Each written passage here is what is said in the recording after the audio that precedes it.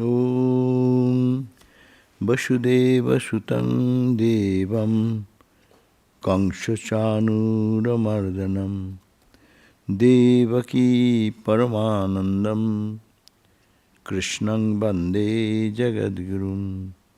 Om Shanti Shanti Shanti.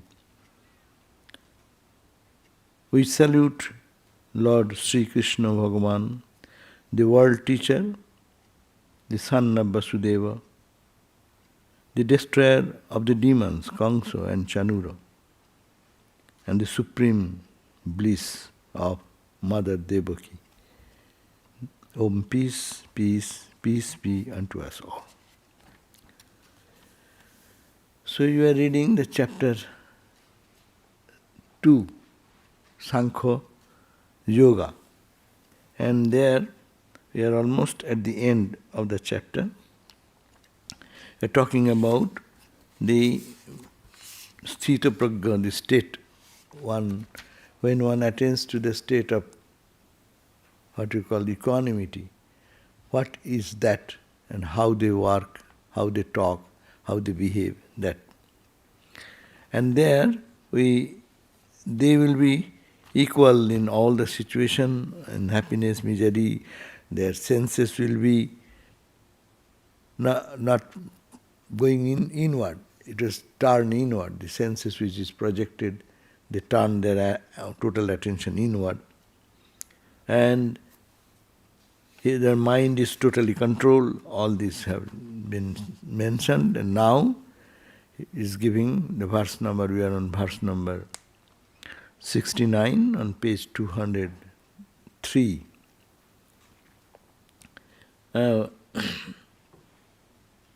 Now, the question of sublimation of the mental condition of everyone, the sense objects, to be divinized, that it is to be trained to see what is the reality. So if that sublimation of the senses, it brings in result ultimately what it brings an outlook, looking at the same world as we see, but the noir of truth or the sthita prajna will look at the same world but differently. So this verse says, Ya nisha sarvabhutanam Ya nisha sarvabhutanam Tasyam jagarti sanjami Tasyam jagarti sanjami Yasyam jagrati bhutani Yasyam jagrati bhutani Shanisha pashyatu munehe Shanisha pashyatu munehe. Ya nisha. Ya means that. Page 203. Ya means that by which the nisha, that which is nisha, night, darkness, sarva bhutanam, for every created being like we are, tasyang jagarti sanjami, those who are sanjami, those who have restrained their senses and they have controlled, mastered their own impulses, what they do? They awaken into that consciousness in which we are all sleeping. We see the universe with this name and form, with this all the changes in the physical world. Every day is changeful universe as we see, and we see the human on the superficial level as we see each other. We are awakened into that consciousness, but not that which is the underlying principle of consciousness and bliss behind all of us. So, in which we are sleeping, sleeping means we are ignorant. We are not aware of it. It does not make any serious reaction in our mind that what is behind, and to see that. But these people will be looking at that side. So Yanisha, that which is night or darkness or ignorance, in which we are ignorant. Sarva Bhutanang, for the common people like all of us, Tasyang Jagarti, in that particular aspect of the divinity, that are particular aspect of the truth, they are Jagarti, they are awakened. Who is awakened? The knower of truth. This person who have controlled their senses and they directed their mind into some higher reality, they, or Sangyami, means was control, self-control, means they have controlled their mind, they have controlled their senses, and they have redirected into proper direction, Jagrati. And Jasyam Jagrati Bhutani, and in which the Bhutani, all the beings like us, we are Jagrati, Nisha, Shanisha Pashyati Muni. Muni, the knower of truth. Muni means Mananashila, those who are reflecting people. Sravana Manana Nididhyasana, those who are reflecting. Those who listen about the truth and reflect on that truth and dive deep into that and gradually controlling the mind from outside to the internal reality. They digress their whole attention and focus. Gradually, what they see this, that transformation. That's why he calls spirituality is a transformation. Not only doing japa, meditation, going to this and this yoga, that yoga. But the question is the transformation of the inner personality. The outlook of the world will change totally. The way we look, that look will only transform. The world will go on. That's why Ramakrishna also walked in the streets of Calcutta. The same places Ramakrishna visited, we also go to visit. For us it is the same. Oh, say, this stone, these blocks of building and houses and cars and this and that. But for him, it is a different world. He walked and he saw divine everywhere. Yeah, so that is the awake. Awake means his new vision, transformation of him, the inner personality, how it can be. We look at Ramakrishna. Ramakrishna moving, Vivekananda moving, Holy Mother moving everywhere. And how they look at the world, how they look at the people, how they look at herself and also every ordinary creature in the world. So, and they see not the creature, not the plant, not the animal, they see the same. You call it whatever name, Ramakrishna will call it Mother, some call it the consciousness, some call Krishna, some call Rama. That is the way a new vista opens up. Looking at the same thing, but a total different perspective. So that is the idea, that which is night to all beings for us, that eternal truth, that presence of the divine, that reality which is the truth, is we are night, means we are totally dark about those subjects. In darkness we cannot see. So we cannot see the truth, which is the underlying principle of our all movement, expression, thought, action. And in that, the disciplined person, not ordinary discipline, this type of discipline what they did for long time, that person wake up, and that in which all beings wake up, as we are aware of this. Anything happens in the material world, I am so excited, angry, or upset, or happy. But we are totally ignorant about what is within, and we are not serious about that. Swami Premishananda Swami used to say that your renunciation, renunciation is greater renunciation, because I have renounced everything to reach that highest, which is the absolute acme of all experience and realization. No, that's Brahman or God, whatever. And you are renouncing God itself. So your renunciation is much better than. So point is that to get into that Atman, that is a new angle of looking at the transformation should come spontaneous. That's why Rabindranath Tagore used to use this beautiful word, that I see you, a glimpse of your truth now and then, Why don't I see you all the time? Why the dark cloud covers my vision and don't allow me to see your brilliant smiling face? So that needs long practice of transformation, this internal transformation. It happens slowly by spiritual practice and meditation, by self-control and senses withdrawn. Sense withdrawn is not like a painful thing. Withdrawing of the senses is not, withdrawing means also opening my vision. Look at the same thing, in which angle I am looking at that. So this is the opposite vision. One is consciousness is here, another is matter is here. We are all robots. Robots are true. We see the robotic action. Everyone's action, thought, work, accomplishment, failures. That is our world, that is our point of suffering or joy. But when you go to the spiritual people, they have a different idea about this universe. They live in another consciousness. They do survive with some other awareness which we are not aware of it. So this is the idea. And so this explanation says, the faculty of seeing varies with beings in the physical plane. While man is able to see distinctly in broad daylight, owls and others are not able to do so. Night animals, they are only searching for their food, predators. So they can see where is this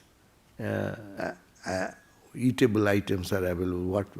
They see in the deep darkness. There is no one goes with a flashlight to show them, hey, find your prey here. So, and during daytime, owl cannot see. So they are blindfolded. So this is the example. The faculty of seeing, as we see in material world also, it varies with beings in the physical plane. While we human beings are able to see distinctly in broad daylight, but the owls and night predators, they don't find.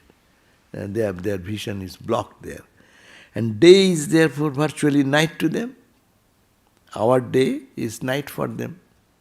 And what is the night to man actually serves as day to them. No? For they then discern well at that time.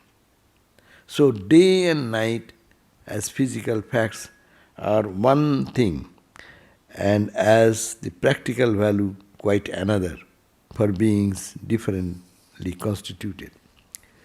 So this is the point. We are all in the same world, but we view the thing totally different. One incident happening in a society, everyone have a different angle of looking at that. A perspective is different. So that means we can see the thing differently. And we are trained to see the world the way everyone normally sees, as the body-mind complex and its functions and its expressions. But there is something, what is behind the body-mind, we are totally unaware of it. So that awareness is called spirituality, that awareness is called meditation, that awareness is purification through selfless work on all this. So men are not wakeful to the same thing. A thief is well posted with particulars in his field, while the rest are all hidden in darkness to him.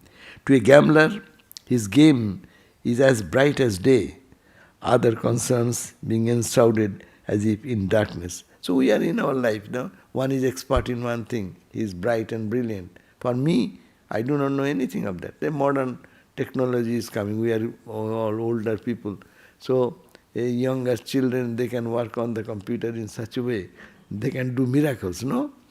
Find out this reference, that reference, and click. Our Mahayogananda Swami, I see, you ask for anything, the result is there. Already he has worked on that. And Google search engine is giving the result. And any intricate question. But for me to find one, it takes whole day. So That means that awakening is coming in that skills are different. So those object is the same, person is as human being we are there, but our perspective is different, our viewing is different, understanding is different. The learned see well into the literary world. The learned people, they find joy in the literary world, no? Unmindful of everything. When you give a book to a person who is a book reader, he will forget the whole world. The same word opens up different vistas to different people in accordance to their dispositions. Now let it come to our spiritual realm. So to people, on to page 204, to people who are sense-bound, things earthly are all real. Whatever is material world, anything is there, loss is loss, gain is gain, and death is death, excitement is excitement, anger is anger, war is war, everything is so real. And they are immersed in them. They are wakeful to the mundane.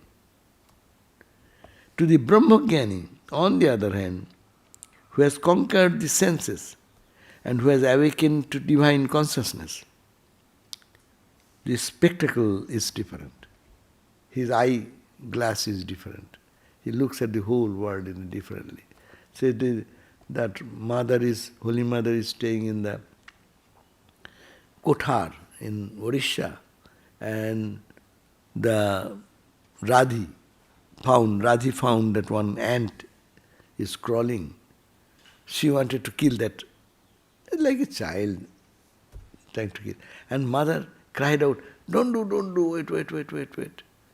And she saw, he says, Thik Thakurer Pa, Thik Thakurer Mukh. As if I see, it is Ramakrishna, his feet, his eyes, in the ant. How do you understand? That ant moving, Holy Mother is seeing, it is exactly the ant's feet is not ant's feet, it is Ramakrishna's feet. His eyes are not the ant, have tiny eyes. And she is seeing Ramakrishna there. That consciousness. That is it. And that's why I say, if we go to Dakshineshwar even today, we see the same mother, what Ramakrishna saw. And Ramakrishna touched, worshipped everything. But I see what? I see as just an image. But what he used to see? Whenever he is going, he is talking to Ma, shall I do that? Ma says something. And that's why people say crazy. He is talking in front of the temple and talking to himself as it were. Ma, shall I do? You know, in the Hollywood Boulevard you go and stand there. There is nobody on the right side, left side, or anywhere. But you see, they are talking to themselves. We say they are crazy. Why not Ramakrishna will be called crazy? Because all the people who are there, Nisha, that is dead night for them, that consciousness, that presence of the Divine Mother, for all. But Tasyang Jagarti Sanjami, because he is the Sanjami, he is the controlled, his senses, focused it, all this, whatever he has exemplified that. And he is seeing Tasyang Jagarti, in that consciousness he is. His mother is breathing. He takes his cotton and holds the cotton in the nose. If I go and hold the nose, what shall I see? It will be the same. But it is the awakening, that inner consciousness has come. So the vision is so different. No comparison of these two angles of seeing it. So that's why he's conquering the senses, has awakened to divine consciousness. That's the spectacle is different, their eyesight is different, their vision is different. That's why we say, Dhiyo yona prachodayat. Oh Lord, please guide our intellect. That is the through which we see the world, our understanding. That understanding should be changed. His intuition, his concepts, his precepts are all filled within with divinity. Whatever is Brahman to him. Whatever is Brahman to him. And whatever for us, whatever is the world is us. this world of reality. This is more real than God. We may. So this is the transformation. He cognizes existence as Brahman and not as the mundane. This mundane existence is meaningless for a knower of truth, where we feel that it is the most important. And for him, the awareness of that divinity is the reality, and for us, we are blind totally around that. According to the attainment, beings are attuned to different planes of existence. The enlightened one is in the final of it. That's enlightened person have reached the end of the journey. And we are all spiritual students journeying in different planes of our perception.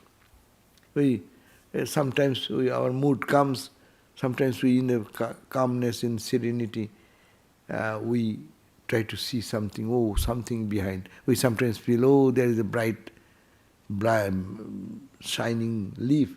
Maybe something behind. No? We may say sometimes, but 24 hours time, we forget that. And this practice, when goes deeper and deeper, they see the shining light everywhere, behind the good and behind bad. Then that's why you cannot blame, you cannot make a distinction, good and bad. Good and bad is our distinction, but it is made of the same conscious element, Satchidananda. So, now, the plenitude ensuing from Brahma-Jnana is as follows. When one attains to the Brahma-Jnana, knowledge of Brahman, what happens? That he gets totally filled up. And whatever comes in him, it does not make any excitement. And tremendous suffering comes, he will be untouched. Extreme joy comes, he will be undisturbed. Like in the ocean, all the rivers are flowing from different directions. They come and fill. When so much pouring of water into the ocean, do we see is much change in it? Because it is so big. So the knower of truth all becomes like ocean. And there, whatever comes here, or you pump out 1 billion gallon of water from the Pacific Ocean. What change you will see? There is a change. It is not unchangeable like Brahman, but in apparent reality, if we see, we won't see any change. So Brahma-Jnani is like that. That's the closest example. That's why 70, verse number 70, it says, Apurjamanam achala pratishtham Apurjamanam achala pratishtham samudram apa pravishanti jadvat samudram apa pravishanti jadvat tadvat kama yang pravishanti sarve tadvat kama yang pravishanti sarve sa shantim apnoti nakama kami sa shantim apnoti nakama kami. Apurjavanam means filled from all directions, all sides. Achala pratishtham, the ocean becomes achala. It's unmoving, it becomes still. It does not make any distinction whether 20 rivers are pouring their water into the ocean or someone is pumping out ocean from the ocean water. It does not make any distinction, it's stillness. Samudram in the ocean, apa as the water pravishanti enters, it is like the same. Tadvat, like that. So kamaha, desires, yang na pravishanti, in whom the kama, all the desirable objects come in plenty and profuse way. Sarve, all types of, it does not make any distinction about him.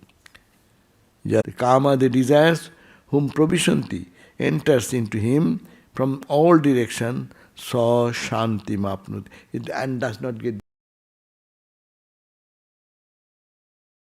Shantima. And he is in peace because he does not care for all these mundane things which comes and goes. So not the desirer of desires, but that man attains peace.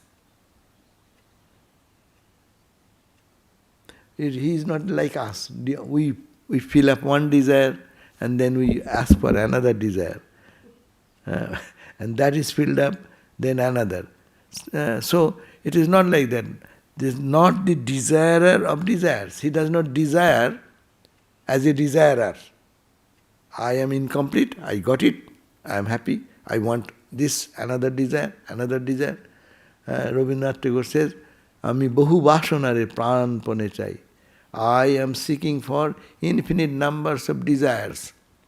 And with my heart and soul I am praying, oh Lord, give me this, give me this, give me this. And even if it is given, then it exhausts at one point. Then I think, oh Lord, give me this and give me this.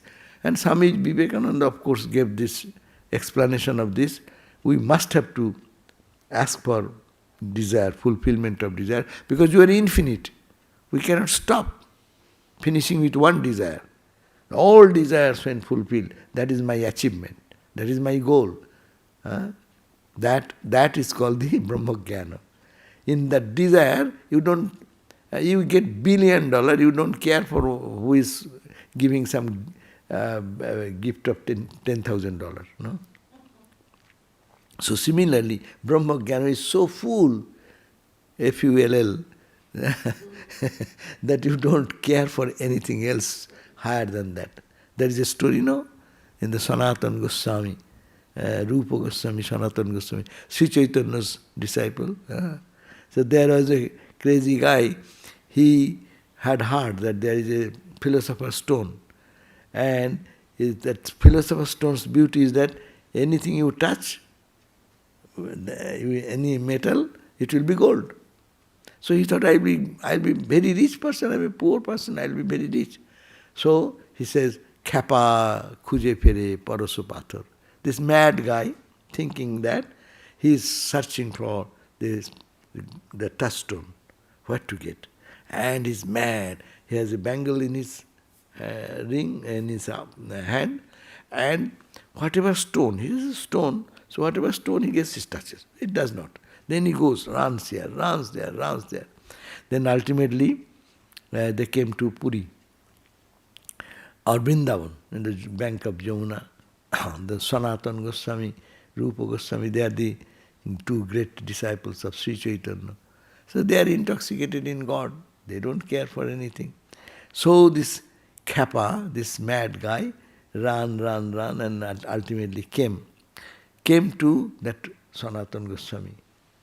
It's a story, I do not know how realistic or... So then he came and he was searching for Khapa, this mad guy, asking the holy man, can you give me one philosopher's stone? He said, oh, you want it? Get it there. And he found, and Sanatana Goswami is a monk out and out. So in the sandy bed there is a heart. So embedded under the sand, in the one corner it is sitting there. And he touched it and he got it. It's changed the whole. It became gold. And he was excited and dancing in joy and then ran like a mad guy, double mad. Then he went, I got the touchstone. And then he was going back home. Suddenly it occurred into his mind, oh, I am so excited to get this philosopher's stone, which this bangle has been converted into gold. I am so excited. What treasure this guy has got, who didn't care for this philosopher's stone and kept it in such insignificant area. If you have a $10, how we keep our money in purse, and that purse in a drawer, and drawer is locked, no? And he has kept it in that way. And when I asked, he unhesitatingly gave me and never looked back. What treasure he has got. So that transformed his whole life. Then he walked down and then came back and prostrated before Sanatana Goswami, said, Sir, Please tell me, what did you get? Je dhane hoiya dhoni, being rich in that treasure. Moni de mano na moni, you don't care for the valuable philosopher's stone which can transform this anything metal into gold. Tahari konika, only a little bit of that, please give me. Ato boli, saying so, Rabindranath Tagore has a beautiful poetic expression. Ato boli, saying so, that philosopher's stone he threw away into the waters of the ocean, and he became a monk. So this is the point, that he has so much treasure. He could have made it by touching it transforms to gold, but it is meaningless for a person who got the inner peace, inner tranquility. What value it has? It has for a few days, but when we will die, it will have to live here. How much gold, how much treasure, how much money, how much... So, what value of it? So, he understood that, and then, ato boli chhodi dila, feli dila. Then they threw away that. So, this is the point. Tremendous renunciation comes. That's why Holy Company is considered one of the greatest benefit what one can get in spiritual life.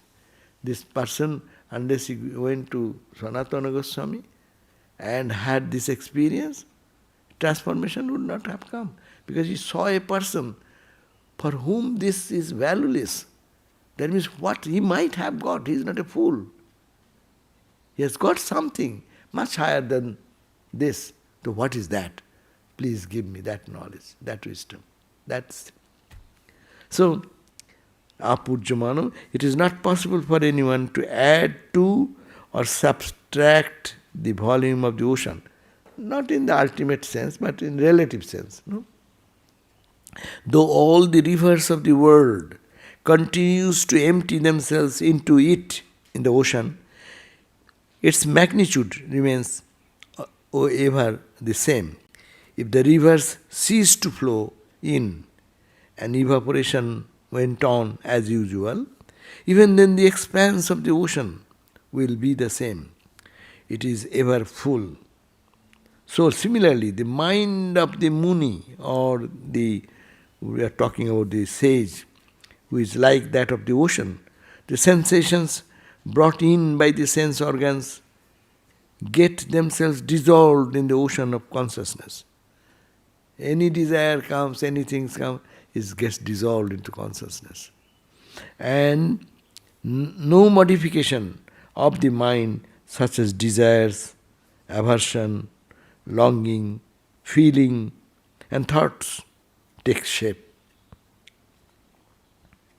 So, it cannot create any mental wave, mental impression.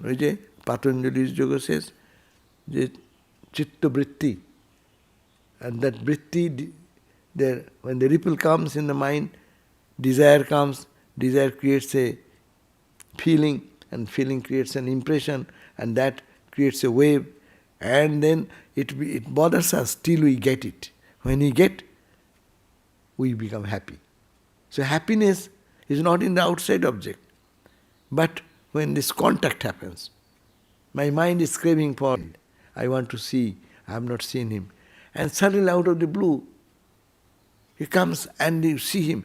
What happens? That vritti, which as the vritti stops, the inner light comes up. Inner peace reflects in that. And I say, I was so happy seeing the friend. Friend seeing is an external event. But internal thing, what is happening, that is the cause of all our happiness. So for this yogi, for this Muni, there is nothing as such. I get it and my mind is already peaceful. No vritti. Only ekakara vritti. One pointed, one wave, big wave of God or divine is ruling in their heart. So no modifications of the mind such as desires or its opposite, aversion, or the longing, or the feelings and thoughts take any shape. In their mind, the small ripple cannot create anything because he has a one cosmic wave in the lake of the mind. One wave. In the ocean, we see so many waves, small, small, small, small. When the tidal wave comes, all these small waves are consumed into it. So the tidal wave of devotion, tidal wave of love, tidal wave of experience comes. Then all these little desires are all consumed into it. So there is no need of having this desire, this desire, this desire to fulfill. This example is very good to think about that. When a tidal wave comes with a huge tsunami comes, all these ripples, bubbles, big, low, everything. Thakur also gave the example when the rainwater comes, rainy season, and then in villages it used to happen, flood, heavy waterfall, and then you cannot make any distinction. What is the low ditch or what the road, and it is up above, it's all water, water, water, water, water. It consumes everything. Nothing is left. So people may think, if I think of God, what shall I gain? That is the gain. No more to go for little desires, all are consumed into the big wave of oneness, of absolute peace. The question of the mind getting muddled does not arise there. It is a vast waveless ocean of consciousness. Not a speck of mentation may be noticed in that infinitude. Mind desiring something, a ripple arising there, this type of little thing, there is no position of that. He is a Jivan Mukta. He who is, we call him Jivan Mukta, a free soul, even the embodied. The very presence of an emancipated soul is a boon to the society. In his presence, the minds of the aspirants automatically becomes pacified. Because they are in peace, so in their presence, we get that peace. We were talking about yesterday, about Swami Sarvadevananda Maharaj. That is the peace. Once you get that, in your presence, I told it many times, that what is the greatness of a soul, how do you understand he is a spiritual person? You need not have to do anything. He is talking maybe mundane talks. Well, say, he is talking about maybe new politics, this, that. But that is not the point. In his presence, your mind will get the effect of his personality. And that is that will soothe. And that's why most of the people, when they used to go with full satisfaction, and smile in the face, that is to get the peace inside. So that is the example here given, that a priest, he who is in this blessed state, he is called Jivan Mukta, a free soul, even though embodied. The very presence of an emancipated soul is a boon to the society. They do the best help to the society. As we were talking about yesterday, no? Gopesh Maharaj told him, Sarvadevananda Swami, that when people, Swami Sarvadevananda used to, went and asked Swami Sarvadevananda, and he said, what shall I tell them? People come with so much bereavement and these, they are well established in life. They are the secretary of the state, secretary of the government, and in big position people. But when suffering comes, what shall I say? He said, your life will tell that. Your presence will do that. Maharaj didn't tell him to give some advice. Swami Sarvadevananda wanted to him to say, what shall I say? Give some advice in this line. We note down in our notebook 1 point, 2 point, 3 point, 5 point. And there's no points here. He says, just your life, what you have done so many years, and that impact, that will impact their life. So it is a life more important. So here, in his presence, the minds of the aspirants are automatically, and in Ramakrishna's presence we hear so many things. Ramakrishna is present, and in his presence people are getting in bhava. Ramakrishna is dancing, and all the people are rolling in the ground with bhava. What is that mood come from? Who gives that? It does not happen by itself. Let them dance outside in their own home. But because of the presence of Sri Ramakrishna. See, that Brahmananda Maharaj, that story, Raja Maharaj's story. One sadhus have heard that, in presence of holy people, very, very highly evolved sadhus, you cannot bring your negative thought at all. So one sadhu thought that, let me check how is Swami Brahmananda. He was disciple of Maharaj probably. And when Maharaj was sitting like this, and everyone is sitting in front and they are doing meditation, and he also came. He sat in the back. And he is trying to bring very vulgar negative thoughts in his mind. Young man trying to, but he is failing. He cannot do it. He is trying and trying and trying. Then after some time, Maharaj looked back and said, "Are you successful?" You will fail. You will not be able to do that because they are in such a level of their mental mood that it will lift the mind of ordinary people. No? They are powerful people. So that is the sign. Therefore they don't care for little petty things. Whether they eat sumptuous food or they have nothing, they don't care about that because they are full internally. Apurjamanam achala. They are not in a state of any transformation or changing. It is the unchanging reality. They are established in that. So they are the boon to the society. That is the benefit of mind control. If we talk about that, what is the end result of mind control or self-mastery or self-control? People think it is negative, that is the achievement. He becomes a blessing to himself and he or she, and then he or she becomes the blessings to the whole world.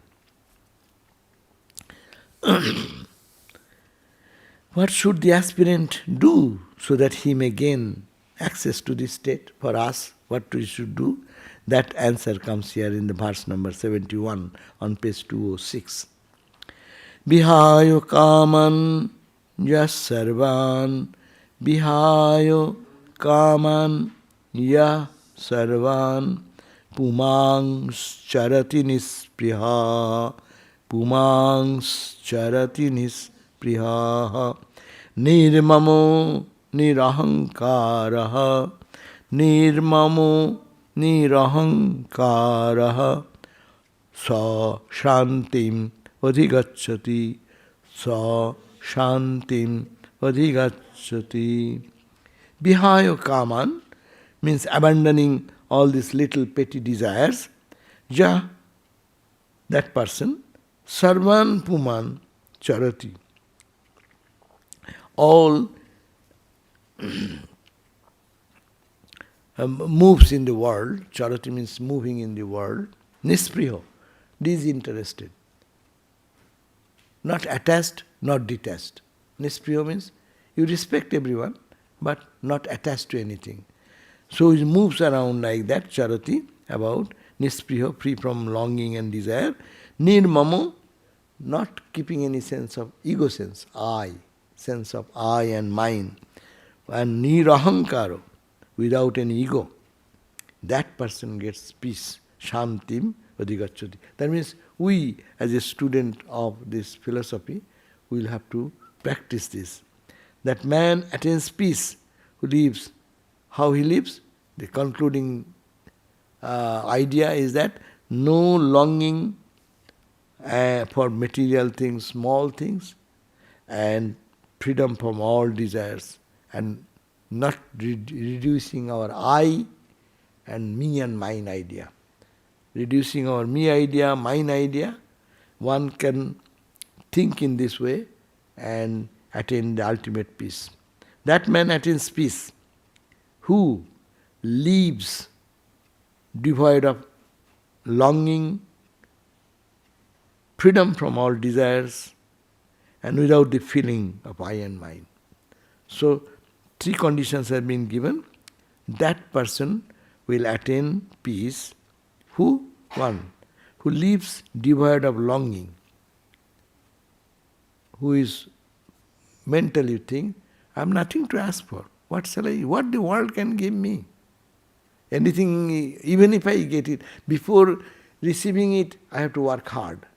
If I get it within few minutes, this excitement of getting goes away. Say someone is searching for a job of 100,000. With much effort, how much effort is done? He got it 100,000. Okay, then after being stabilized in that range, there again dissatisfaction. Even go. Where is satisfaction? Even going to heaven, there is dissatisfaction. Going to heaven is, people think that that's the highest idea. But heaven is also there is jealousy and all these things, because the same soul goes in a refined way.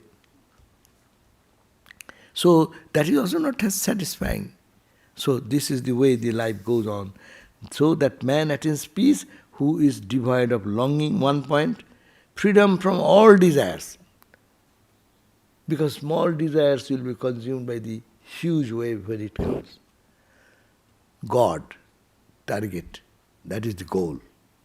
And not fixing on small achievements, accomplishments. We'll have to live in the life, but internal attitude should be, these are only a step towards the attainment of that absolute bliss.